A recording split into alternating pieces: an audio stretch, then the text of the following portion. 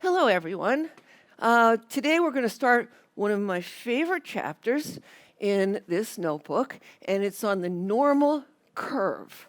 It's just the normal curve. I'm sure you're all familiar with it. Familiar with the shape of a bell-shaped curve like this, a bell-shaped distribution. And as you can see, it's a continuous, smooth, idealized histogram. Before, we were working with these jagged histograms. What I mean is there were each little interval was a rectangle, but this is a smoothed out, idealized version of that, and it has a formula. This is this probability density function. The height of this curve, the height of the curve, is given by this function. So and this axis, this x-axis here, represents something called standard units. What are standard units? They tell you how many standard deviations you are above or below the average. So the normal curve, the standard normal curve, I should write, because normal curves in general don't have to be centered at 0, but this is our standard normal curve. And the standard normal curve that you usually see is centered at 0. That means what? That means that its average and median and the mode are 0, because it's symmetrical right here. And this axis right here is unit free. It's not in inches or pounds or time or anything. It's just standard units. It's a standard measuring stick, standard ruler that tells you how many standard deviations you are above or below the average. And the standard deviation is 1 for this standard normal curve. And that's what I say, these are the z-scores. And the area, like all of our histograms that we've been looking at, and all probability density curves have areas adding up to 100%, because all probability adds up to the 100%. Adds up to 100%. So the area under the curve is 100%. Now, we're not going to be using this function. I just want, if you go on in statistics, I'm sure you will, but I just want to show you that it's sensible. So, for example, at 0, when x is 0, what is this height? It says 0.4. Well, we can figure that out, because when x is 0, that's e to the 0 is 1. So all you have to do, you could do it on your calculator, 1 over the square root of 2 pi, and you'll see that it's very close, like 3.98, very close to 0.4. So that's where that comes from. And now the normal curve goes on forever in each direction. The x-axis goes to positive infinity and negative infinity, but the height never becomes negative. It just gets closer and closer to 0. And you can see that because, think about it, when x gets bigger and bigger, both in this direction, x, and negative x, when you square it, that gets to be a very big number. So just ignore that negative sign for a minute, and you just say, okay, e raised to a huge number is huge. But now you have the negative sign, so that's 1 over e raised to that huge number. So you can see you have 1 over, the denominator gets infinitely big in either direction, but you have 1 over an infinitely big denominator. It's going to get closer and closer to 0. The limit will be 0, but it will never actually touch. So that's what our normal curve looks like. And the reason that it's so useful, and you'll see that later in the hour, is a lot of data sets in nature look like the normal curve, or some transformation of them look like the normal curve. And so they don't look exactly like that, but we can use the normal approximation, the normal curve, to approximate areas between any given interval. If we translate whatever values we're in, like inches or pounds or whatever units we're in, into these standard units. So that's what we're going to be doing for most of the hour. But before we do that, I just want to tell you about this handy 1, 2, 3 rule. Okay, so it's good to remember that between 1 and -1 on the normal curve, right? I drew a little picture down here as well, that about 68% of the area lies within one standard deviation above and below the average. And about 95% of the population of the data lies between 2 and -2, and almost all of it, 99.7, lies between 3 and -3. So almost 100%, but as I said before, it goes out forever in either direction. Okay, so I think let's turn the page and we'll talk about how to do this normal approximation. All right, so we're on page 24 now. And you can look down here and you'll see that this is a real data set, actually. This is a histogram for the heights of about 7,000 women in the U.S. between the ages of 18 and 74. This one, this jagged one, is. And you can see that if we superimpose a normal curve over it, it looks very, very similar. So we can approximate rather than, this is the actual histogram made up of these little rectangles. So instead of doing what we did last time to figure out the percentage of the area within certain intervals, actually having to figure out the area of those little rectangles, what we can do instead is approximate it with this superimposed normal curve. But to do that, we have to change this x-axis, which is in inches, to standard units. All right? So for example, you can see the average right here is 63.5, and we want to change it to the normal standard units, which has an average of 0. So what do we do? That's what we're trying to do here.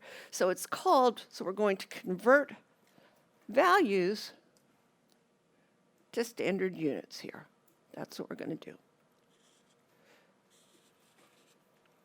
So how do we do that? Well, the first thing I said you have to do is you want an average of 0. So you want to subtract, you have your value, like 63.5 for this average, and we want to subtract off the average. So we get this, we want to change to 0, right? We want to change the average to 0. So this changes the average to 0. That's what it does. All right, so now we know that somebody who's exactly 63.5 inches has a z-score of 0. But now we want to change, we want to get a standard deviation of 1. So what do we have to do? We have to divide by the standard deviation. So for example, let's look down here. So here we have our average, and here we have the standard deviation. So we want to, once we change it to 0, so now the standard deviation is 2.5 inches. So somebody, if you go up 2.5 inches to 66 inches, that's 2.5, that person is 1 standard deviation, because the standard deviation is 2.5 inches, 1 standard deviation above average. So we want that to translate into 1. And if somebody's 2 standard deviations above average, 5 inches, we want to translate it to 2. So that's why we divide by the standard deviation here. That changes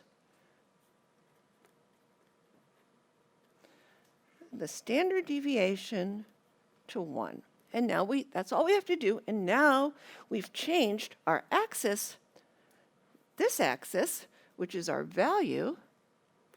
So these are our values. We can call them x, to z-scores. Okay?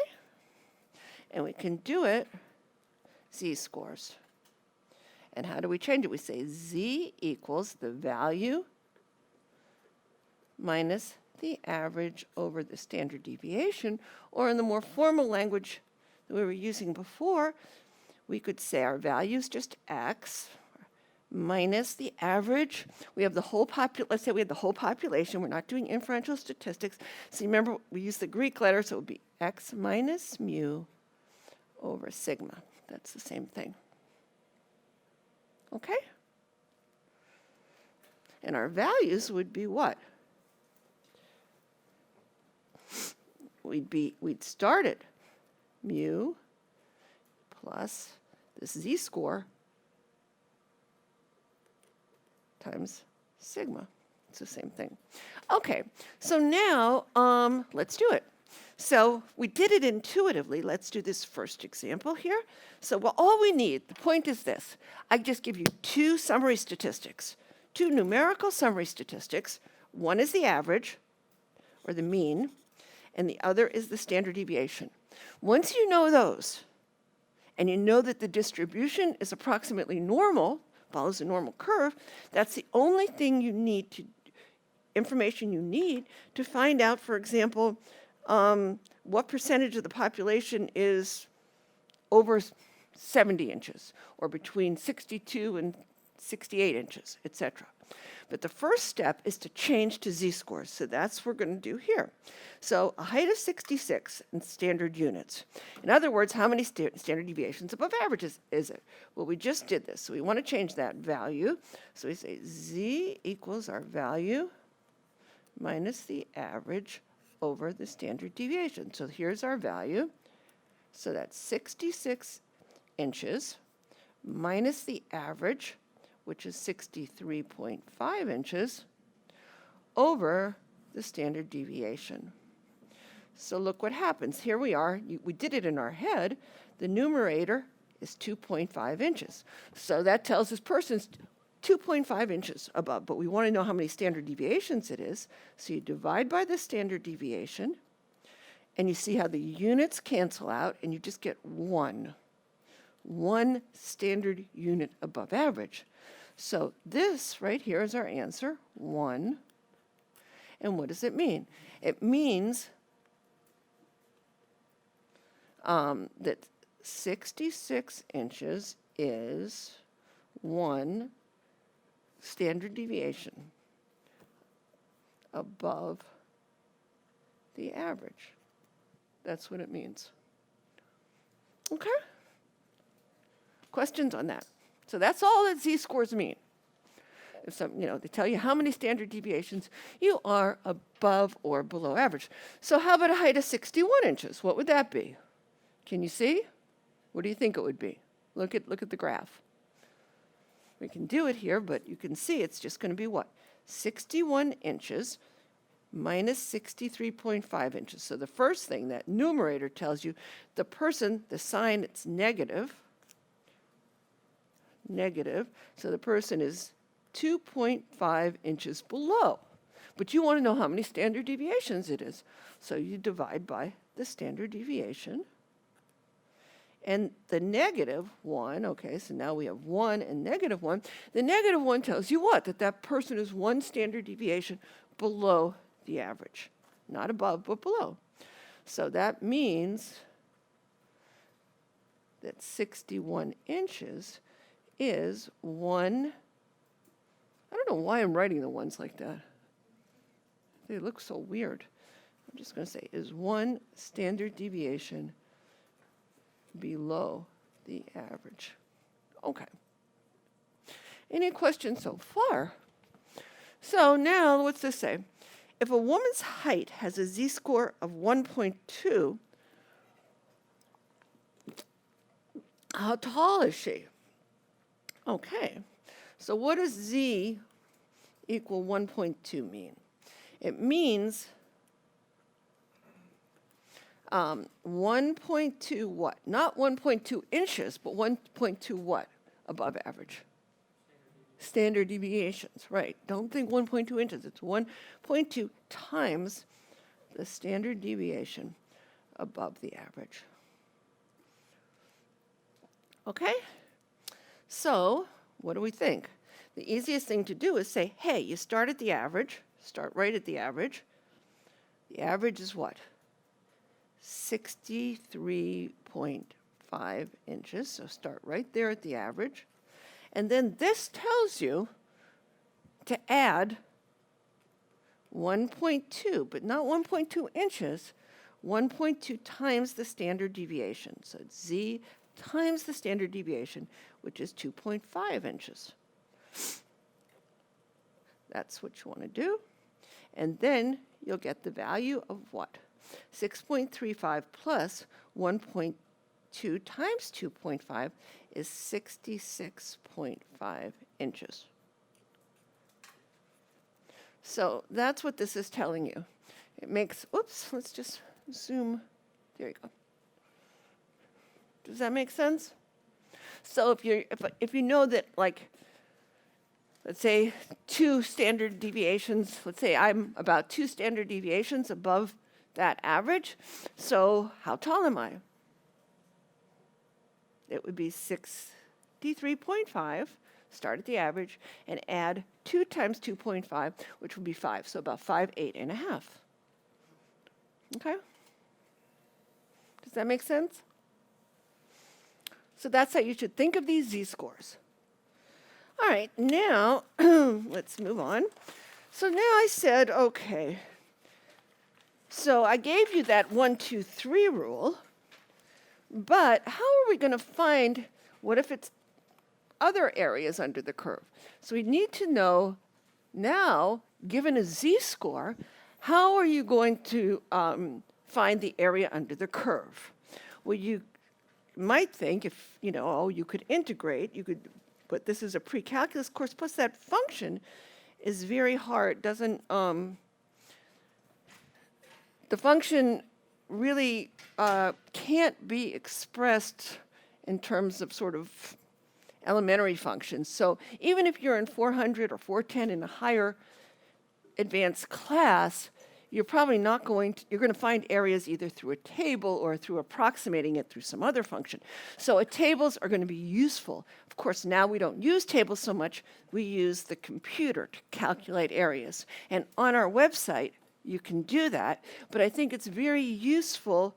I mean, you won't be able to have a computer on the exam. Plus, so I tried to think of a table, just a simple table, that would be useful for you to help approximate stuff in your head. So you'd get used to thinking of the normal distribution. So you wouldn't always have to resort to a computer or a table. You'd get a feel for it. And I thought the best way to do that is to show middle areas. To show middle areas. We know a z-score of 1 between 1 and -1 is 68%. But if we wanted to find it more exactly, here it is. This table here, which is also at the back of your book, tells you how much area is between z and -z.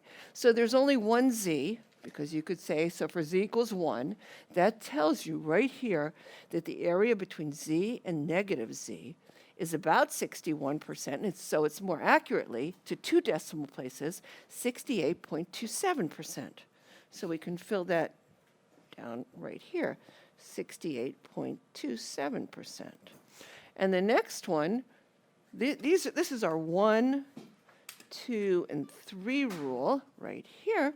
And so the next one is 95. But if we wanted to be more accurate, we'd look on this curve, and you'd see what? Between 2 and -2 is 95.45%. I'm looking up here. 95.45.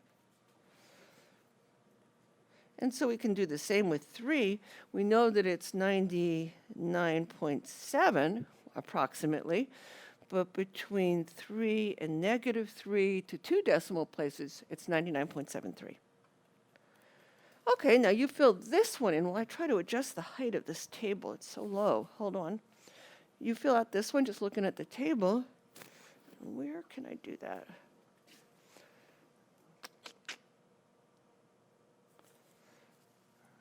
I know there's some place here.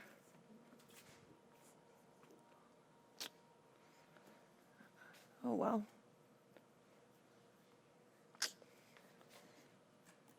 Can't find it. Oh, here it is.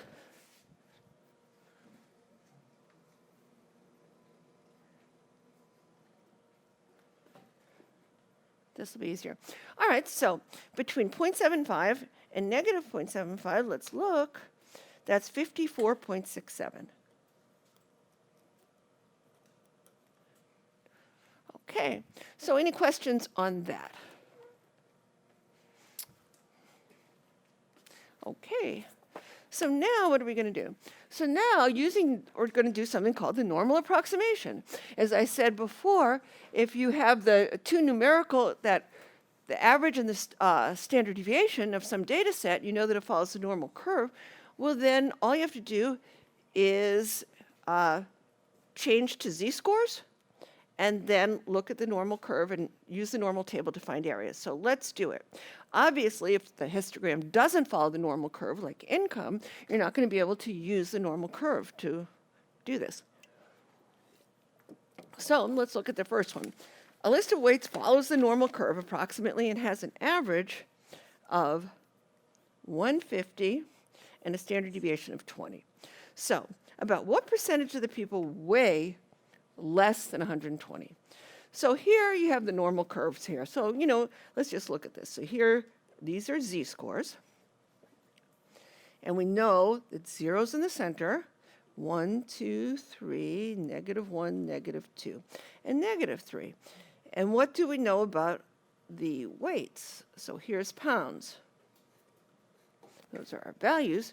And what goes right in the middle? We're told 150 pounds. So what's the question asked?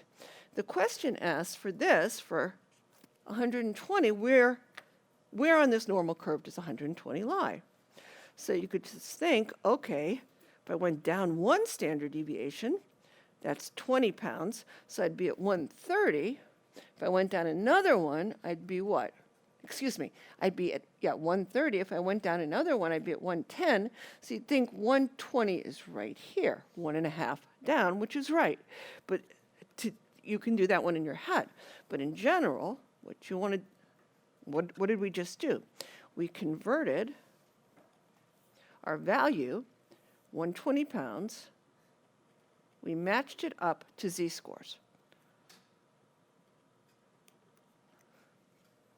Okay? To z equals, in formal language, it would look like this.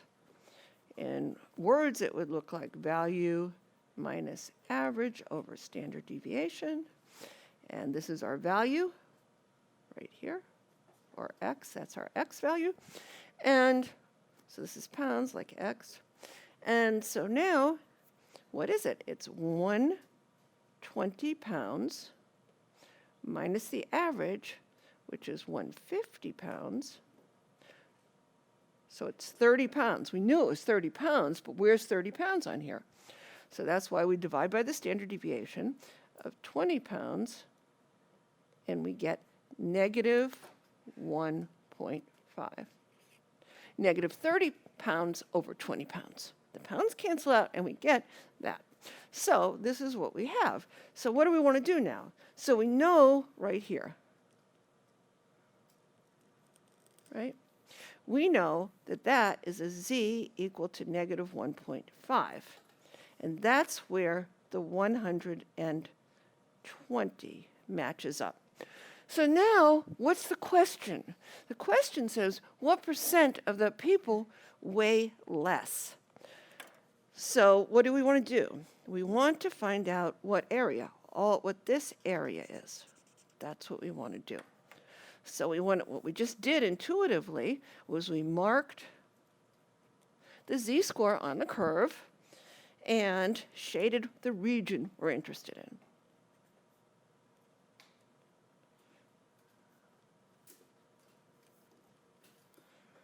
And shade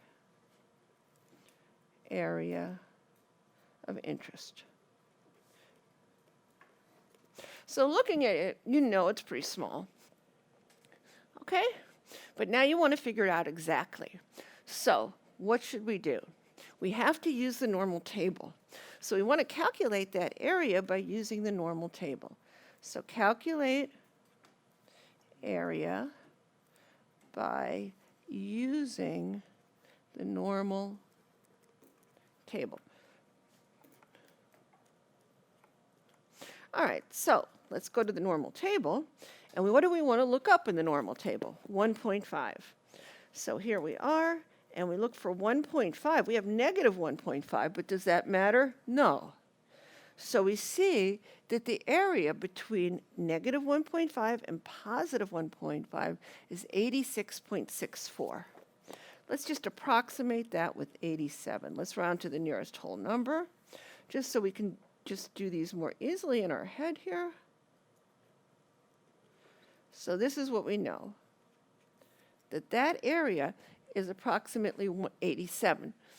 But that's not what we want to answer. So what does that tell us that area is? Do you see how the whole thing has to add up to 100%? So these two tails together are going to be 13%. So this one will be half of 13, or 65.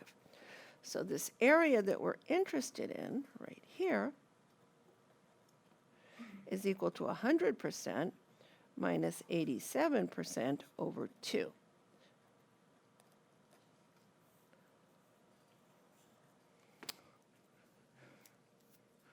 Okay? Any questions on that? Yes?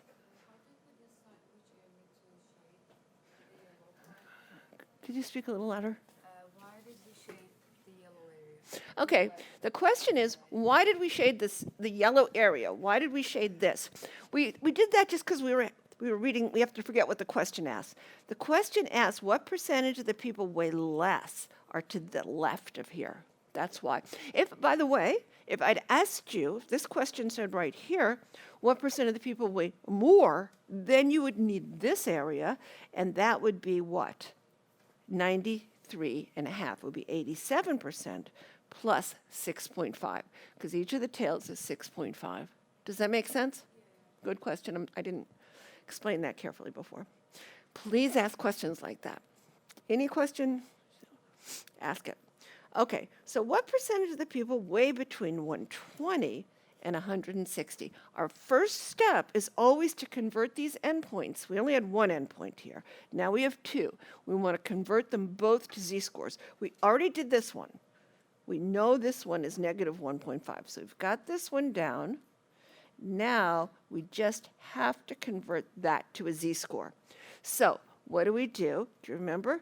You just say, okay, the z-score is going to be 160 minus the average, which is 150, over the standard deviation. 10 over 20 pounds, which is half of a standard deviation, 0.5. Okay, so that's what we can, so now we can mark what our next step, and we can mark those both on the curve. So first of all, let's just go let's get these markings in. And this is in z-scores. And the question, just to make it intuitive in the beginning, let's draw the other axis that we're starting with. And the other axis is pounds. And we already knew from before that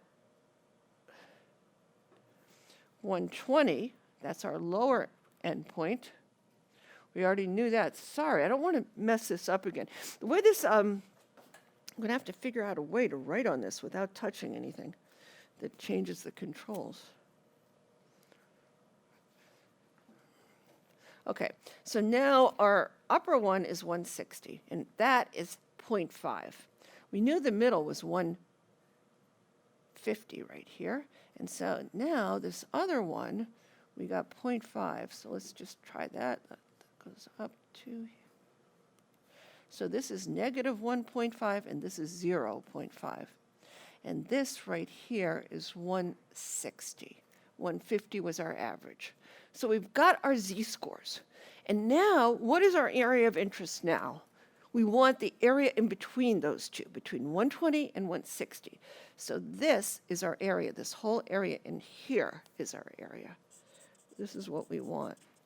Okay, how are we going to figure that out? It's not symmetrical, so it's not easy. But first, let's just draw this line right down the middle to help us.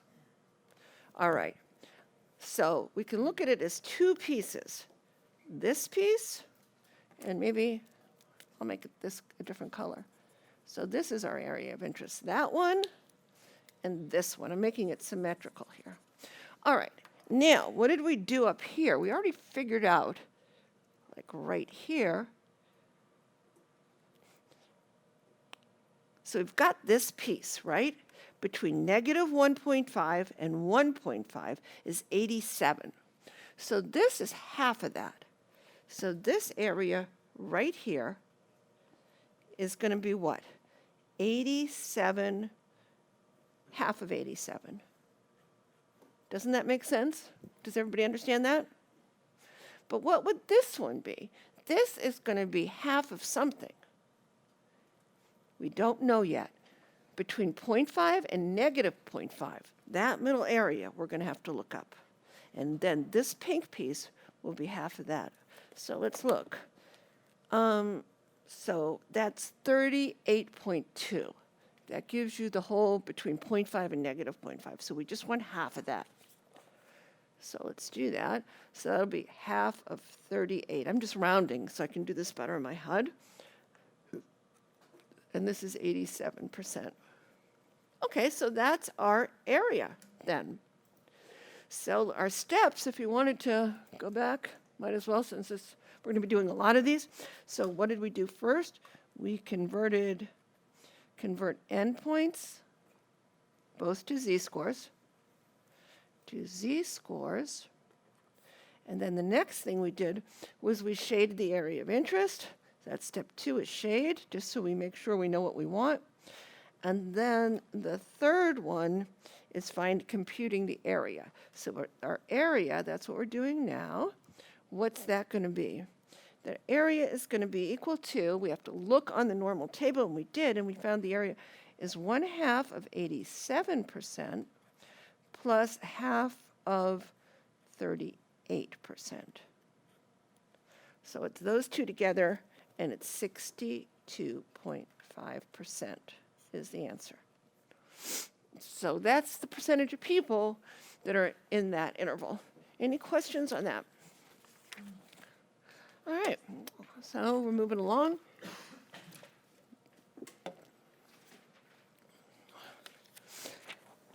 This is just more of the same. I'm going to let you do, let's just start this, and then you can do the rest on your own.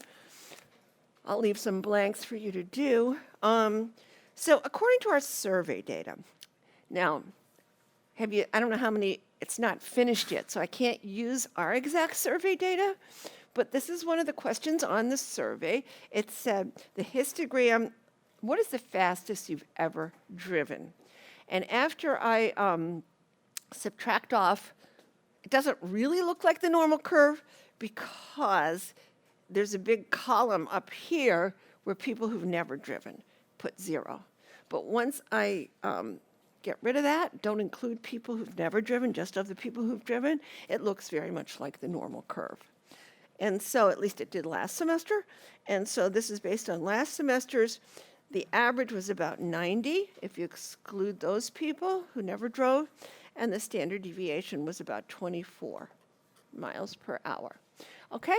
So just from those two facts, and that it's pretty normally distributed, you know that about 95% of the class, 95%, so you can just think, 95%, this is one you should know, is between what and what? A z of -2 and +2. That's 95%.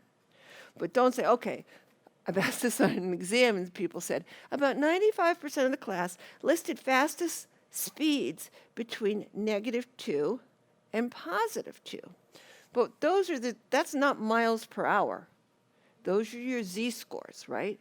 Between -2, so don't write that in there. This is miles per hour. So what do you want to do?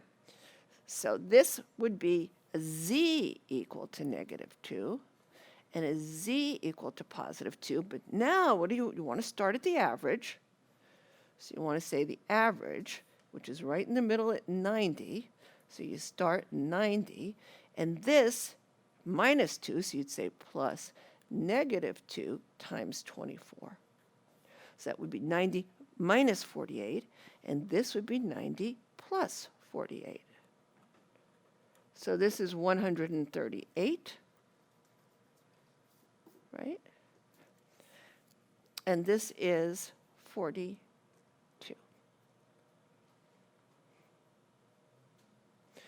Okay, now, Shouldn't that be 90 plus 2 times 24? yes, it should be. Yes. That would have been 4 standard deviations. Whoa. That person would have been a speedster. And I think we do have somebody that did that. Really. Somebody who races cars. Thank you. Any other questions?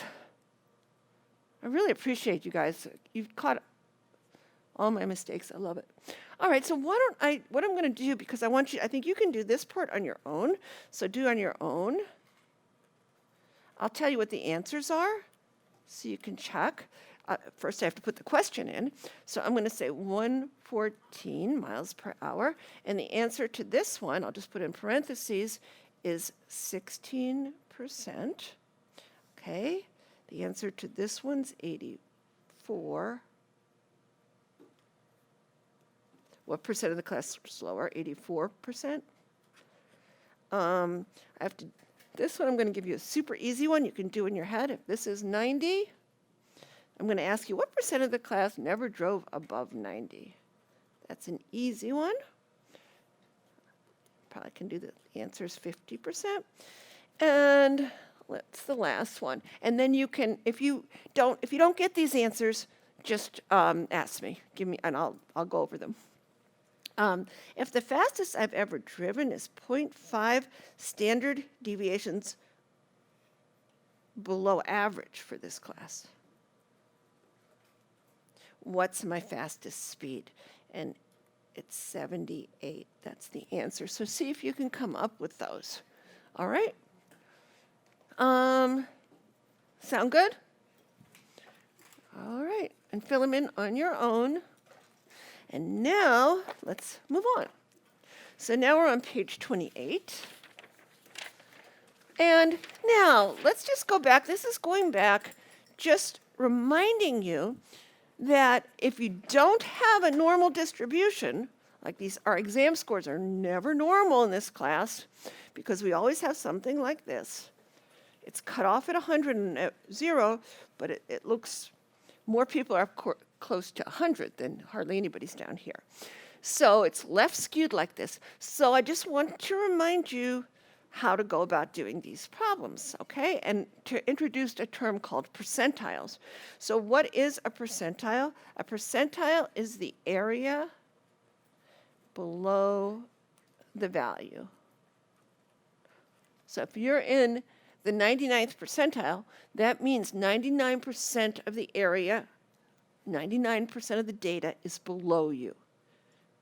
If you're only in the 20th percentile, only 20% is below you. Okay? So that's what this says. Now, below is a histogram. This is exactly the same histogram we had on page 19, I believe.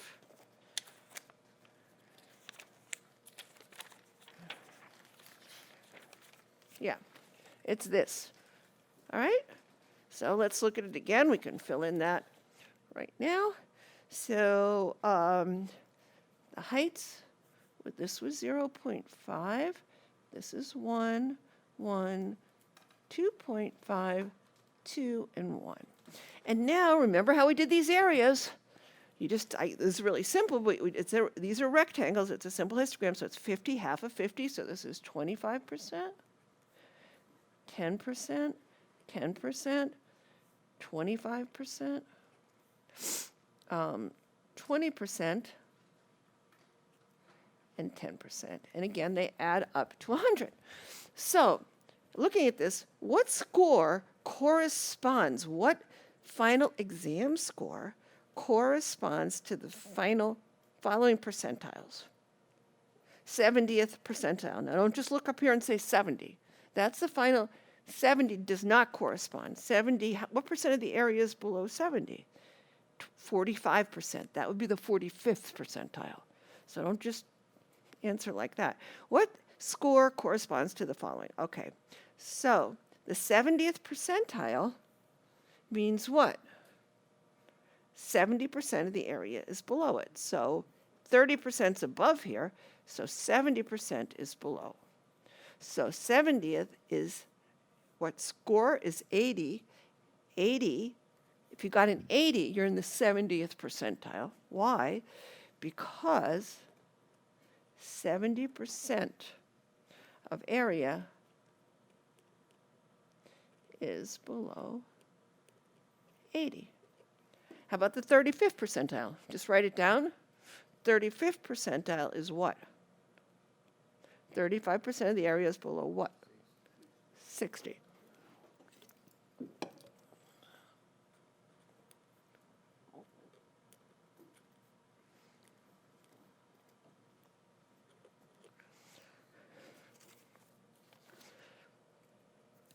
What is the median? The median. Do you remember what the median is? Do you know what percentile the median is? 50th. The median divides the histogram into two equal portions, divides it in half by area. So it's the 50th percentile. It's the same as the 50th percentile. So this, what would be? We said the 45th is 70. And if you go up here, it's the 70th. So it's somewhere in between here. Do you know how to get the 50th? Do you remember how to do that? You have to look and see, okay, this says 2.5% for each point. So if we go up 1 point, we get, how many percentages do we want to go up? What do we have? We have 45 so far. We want to cut into this to get 5% here. So if we go up 1, we get 2.5%. That's to 71. If we go up to 72, we get this little piece right here that's 5% right there. Does that make sense to people? Between here and here, this little part's 5%. Okay, so the median is 72 because 50% of the area is below 72, above and below. That's 2.5 for each. I didn't write, it's this little piece right here. This is 5%. It's 2 times 2.5, that little piece right there. Okay, now, any questions on that? All right, is the average greater or less than the median? Now, you have these, remember, these extreme values far from most of the data. This is the median. Do you think the average is this way or that way? It gets pulled down by these really low scores. Remember, extreme values are sensitive, change the average. The average is sensitive to these extreme values. You can distribute this area, you could any way you want. As long as it's below 72, this will remain the median. But if you make these values really low down here, it pulls the average down. So the average is less than the median. Why? Because long left-hand tail.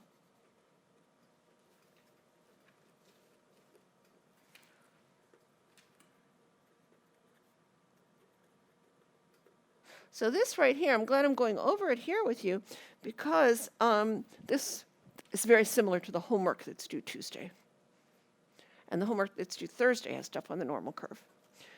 All right, any questions on that? You know, I think, let me just make sure everything's good here. Okay, so let's turn the page.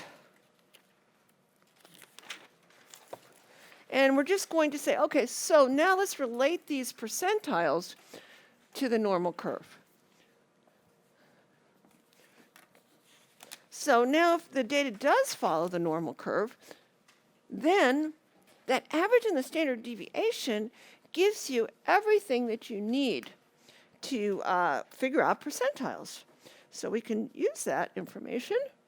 And let's look at the first one. So this is our, first of all, I have to, let's see.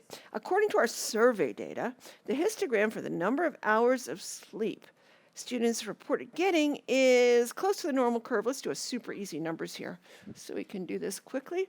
And it's very close to what we usually get, 7 hours with a standard deviation of about 1. Okay?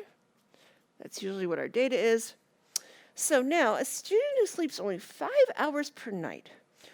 Okay, so if we only, well, all we have to do now is, okay, so let's look at this. It always helps to think what you're doing here. So here you have the normal curve. And we're going to try to match it up. This is -2, -3. We're going to try to match it up with hours. Our values are hours. And right in the middle is what? 7. Now this is pretty easy because we have a standard deviation of 1.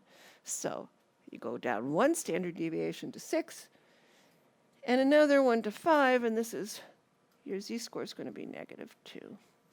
Okay, so all we're doing is we're saying we have a value, we want to get a z-score, and then we want to get a percentile, which is just a place on the normal curve. Okay, so our first thing is we say z is equal to, we did it in our heads, but it's 7 hours minus 5 hours over 2, right? Excuse me, what did I do there? I did average minus value. We want value minus average. So we want to change that.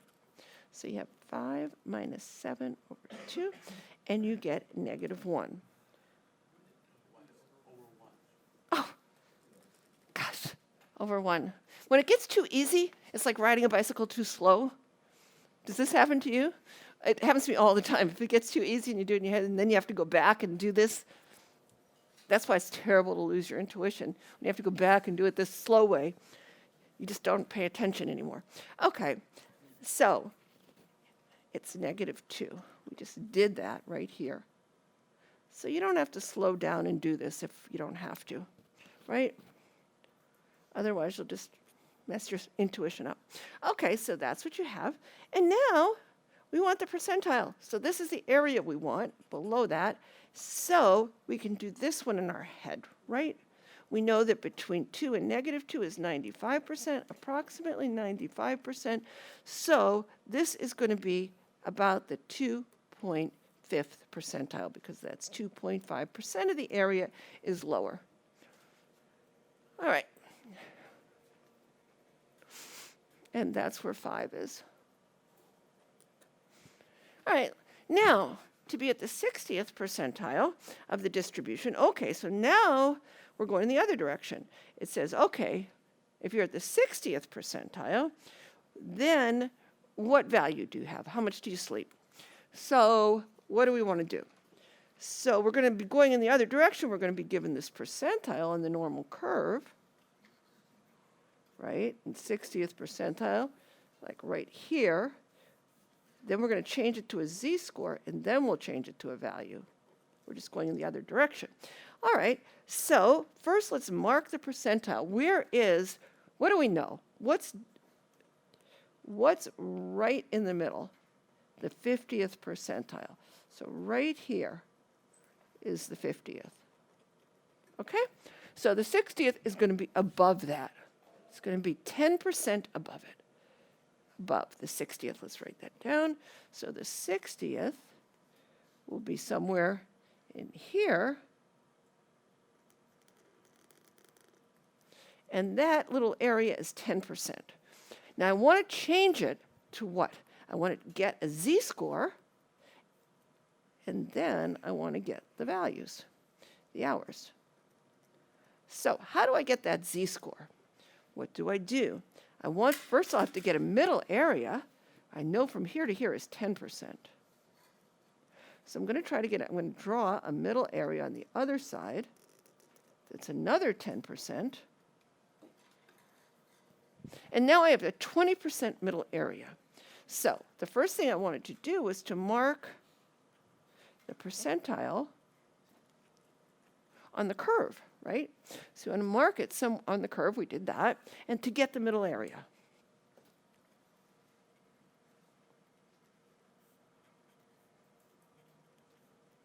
So we can just match it up with the z-score to use our table. So we did that, and we got 20%. And that will give us our z-score, z equal to what? So we go to 20%,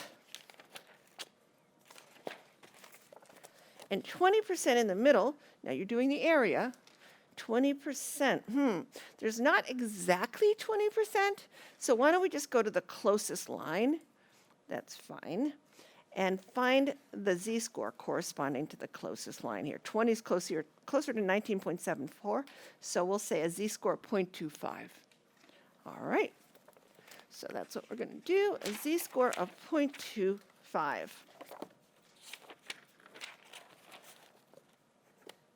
So that matches up, first of all, is it going to be positive? It's going to be a positive z-score because we're above 50th.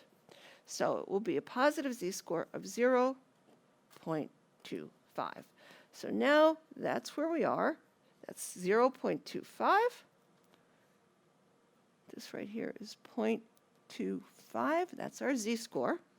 And now we want to change it. Where is it on our hours? So our third step is our value will start at the average 7 hours. And it's positive, so we'll add 0.2, but those aren't, actually in this case, those are hours. They're times the standard deviation, but our standard deviation is 1, so our answer in this case is equal to 7.25 hours, only because our SD is 1. So that's 7.25. By the way, what if I asked you, let me just ask another question. What if I said the 40th percentile, just so you can see it's symmetric. The 40th percentile would translate into a z-score of what? For down here, the 40th, what would it be? Not positive. We look up 20%, but then 40th percentile would be what? You'd get a z equal to negative 0.25, and so your value would be what? 7 plus negative 0.25 times 1, so it'd be 6.75. It's symmetrical. Sorry, it's very hard for me to write in this angle. I'm going to have to figure something out, so my handwriting gets progressively worse as I get down. So this right there corresponds to the 60th, and right here at 6.75 would be the 40th. And the two add up to 100. All right, any questions? Yes? Easier to use a z-score table that gave us the area under the normal curve to the left of any given z-score? Depending on the question, it might. It would for this question, but you don't, when you do that, you don't, his question was this. Like most traditional, like in AP stats and so forth, they give you a bunch of tables, sometimes to the left, sometimes to the right, sometimes, but I want you to just sort of, the way people do this when they become statisticians or scientists, they're just always approximating this in their head. They're thinking we know about one standard deviation from the middle areas, and they're not looking those up on a table so much. So I want to get you to be real, really use this. You don't need a table as much. Just imagine what the data looks like. Picture the normal curve symmetrical and so forth. Does that help? That's why I chose to do it this way. Also, when we do something called confidence intervals, it's much easier to visualize that. And confidence intervals come up all the time, whereas it's not as useful to do it the other way. But maybe this is a time where I can show you what we do have. Just to break things up a little bit, if we go here to our PC and here to the computer, you can, and I think it's actually good to use this. You go to your p-value calculator here, and this will do the same, will tell you. So for example, if you wanted to put in a z-score of 2, and you want to find, we haven't done p-values yet, but if you want to find the right-hand tail, see, this gives you not 2.5%. Let's get a middle area between 2 and -2. And you see it's not quite 95, it's 95.45. Actually, if I put 1.96 in, it's going to be much closer. And then you can compute the middle area, and there's your 95%. So you can do left tail, right tail, 2 tails, whatever you want to do. And here's the R code for it, which we'll be learning later. So does that help you?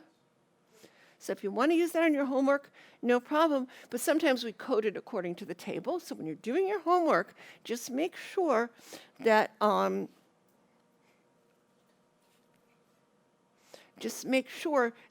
read the directions carefully, whether we want you to do it exactly using that p-value calculator or the table, okay? And of course, on your exams, you'll just have the table. So let's move on. All right, and now, here we are. Okay, let's see. We only have 10 minutes left? Okay, so what weight corresponds to the 15th percentile? So, how much does somebody weigh if only 30% of this, 30? Ooh, if only 15% of the students weigh less than her? 85th, this must have been changed, but not all, but 85%. Change all these. 10th percentile is 10%. Okay. Now, all right, so what are we going to do? We just need 2 facts. Average, standard deviation. Weights of females. All right, you're given the percentile. So now you know. So we're going from percentile, and we want to get a weight. But we always have to go through a z-score, always. Either direction, we have to go through the z-score. And then we're going to get the weight or the value. All right, so the percentile is the place on the normal curve. So now here's a normal curve, and it's the place on it. And what do we know? We know right here is 0 is a z-score, and it's the 50th percentile. So we want the 15th. So it's going to be way down here, and 15% of this might be easier to just think of this way, either 35% below here, or like 15%, maybe looks like that. So that's the 15th. This area right here is 15% below. All right? So now we want to get this. First of all, is it going to be negative or positive? It's going to be a negative z-score because it's below average. And now we want to get a middle area. So what middle area should we look up? Can you figure it out? You could either, whatever is most intuitive to you. You could say 15, and 15 is 30. So 70% in the middle, or you could think, 35 below here. That means 35 above here, whatever you want to do. But we want 70% right there. That's what we want to look up. Everybody see that? So we look up 70%, and we get z equals a negative because it's below. And you just look up 70% in the middle.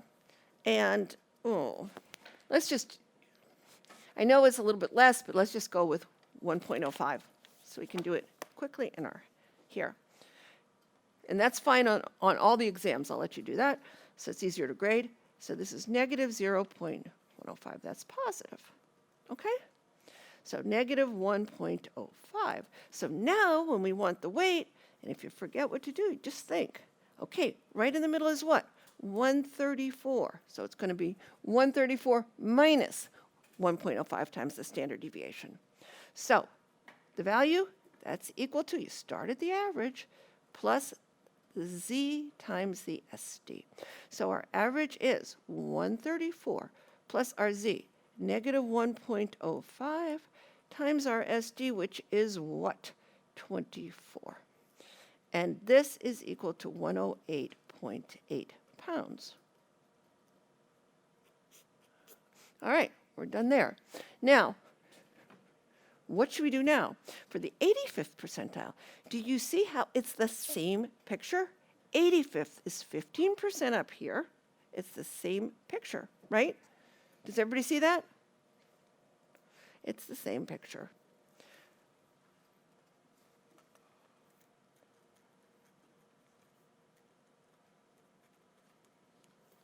But now we have a positive z-score. It's up here. This is the 85th. So our z is equal to positive 1.05, and our weight is equal to what? So our percentile is the same picture. Then when we get the value, what is it? It's going to be 134 pounds, not minus, but plus.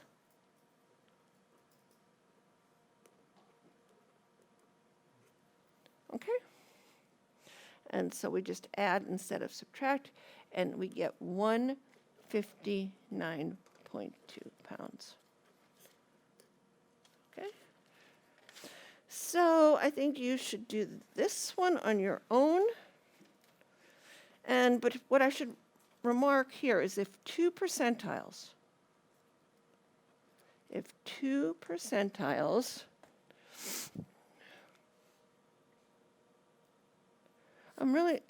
I've got to get a better angle on this thing. If two percentiles, okay, add up to what? Add up to 100.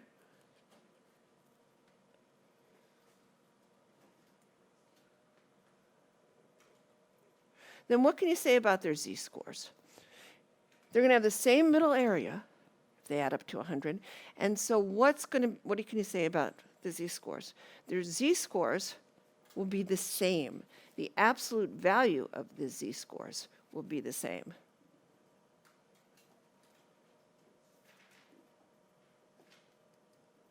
But they'll be opposite signs.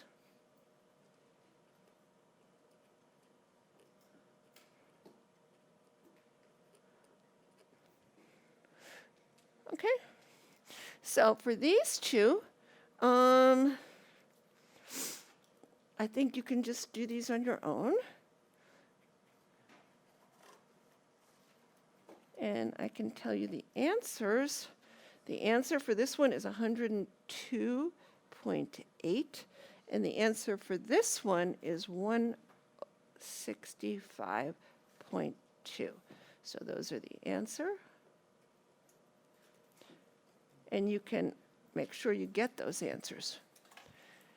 So I think that's it. And this explains what we did. And I guess we took a little bit longer than I thought, so we're just going to try to get, see how much we can cover next time. So have a great weekend, and bye-bye.